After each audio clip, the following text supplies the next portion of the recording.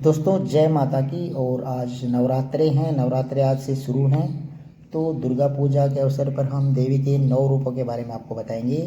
पहला जो रूप है आज जिनकी पूजा की जाती है उनको शैलपुत्री के रूप में पूजा जाता है।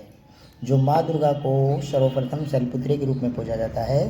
हिमालय के यहाँ जो पुत्री के रूप में जन्म लेने के कारण उनका नामकरण हुआ शैलपुत्री।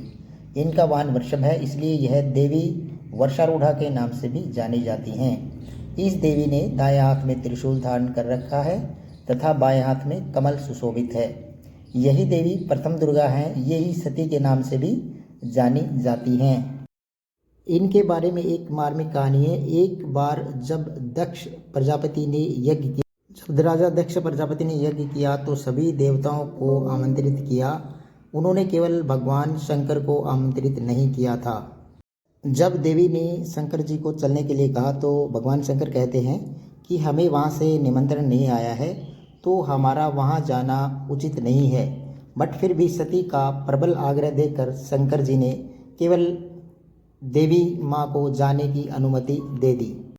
ऐसे में देवी माँ जब अपने घर पहुँचती हैं तो उनकी माँ ने केवल अच्छे से बात की, बाकी उनकी बहनों ने और यहाँ तक कि राजा दक्ष ने भी भगवान शंकर का मजाक उड़ाया, उनके ऊपर व्यंग्य किया। राजा दक्ष से ऐसी अपेक्षा नहीं थी तो देवी माँ को यह बात बहुत बुरी लगी।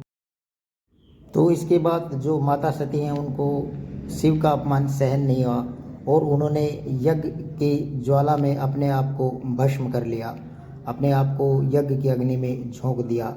और वह बहुत दुखी थी और यही सती जो अगले जन्म में है वो शैलराज हिमालय की पुत्री के रूप में जाना जाता है। और यह देखकर भगवान शंकर बहुत क्रोधित हुए और भगवान शंकर ने अपना रौद्र रूप धारण किया और उस यज्ञ का विध्वंस कर दिया। तो जो यही सती हैं जो अगले जन्म में शैलराज हिमालय की पुत्री के रूप में जन्म लेती हैं, इन्हें पार्वती और हेमवती के नाम से भी शैलपुत्री को जाना जाता है। और शैलपुत्री के रूप में जन्मी देवी का विवाह भी भगवान शंकर जी के साथ हुआ और शैलपुत्री शिव जी की अर्धांगिनी बनी। इनकी महत्व और शक्ति अनंत है। नवरात्रि के पहले दिन इनकी पूजा अर्चना की जाती है।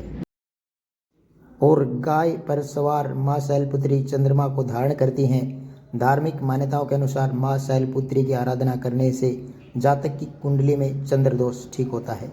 तो ये थी माता शैलपुत्री की कथा आपको कैसी लगी कमेंट सेक्शन में ज़रूर बताएं। जय माता की लिखें, अपने दोस्तों के साथ शेयर करें। सभी 9 दिन की कथाएं हम आपके लिए इसी चैनल पर लाते रहेंगे, इसलिए चैनल को सब्सक्राइब कर लीजिएगा। जय माता की।